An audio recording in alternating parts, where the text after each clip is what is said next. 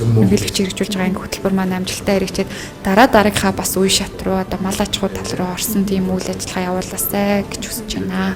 Монгол Улсын ерөнхийлөгчийн зүгээс авч хэрэгжүүлж байгаа энэ хөтөлбөр болохоор ингээд яг одоо хэрэгжих нь бол маш зөв гэж бодож байна. Тэгээ бас ингээд жоохон оройтч эхэлсэн болоо да гэсэн жоохон харамс сэтгэл төрж байна. Гэхдээ ямар ч байсан энийг ингээд хэрэгжүүлээд аваа явж байгаад маш ихээр баярлж байна. Тэгээд бидний зүгээс гэх юм бол Монгол Улсад одоо ингээд нэг харах юм бол дандаа бэлчээрээр мал аж ахуй ингээд явагдаад байгаа. Тэгэхээр бэлчээрийн мал аж ахуй бас ингээд арай жоохон хөрвчүүлээд ингээд нэг эрчимжсэн мал аж ахуй болоод дараа нь бүр фермерийн мал аж ахуй болоосоо гэдэг зүйл дээр бол аюу хүсэж байгаа. Тэгээд энэ бүхэн дээр болохоор яг Монгол Улсын одоо энэ засгийн газраас авч байгаа ерөнхийлөгч хэрэгжүүлж байгаа энэ хөтөлбөр маань амжилттай хэрэгжээд дараагийнхаа бас үе шат руу одоо мал аж ахуй тал руу орсон тийм үйл ажиллагаа явуулаасай гэж хүсэж байна.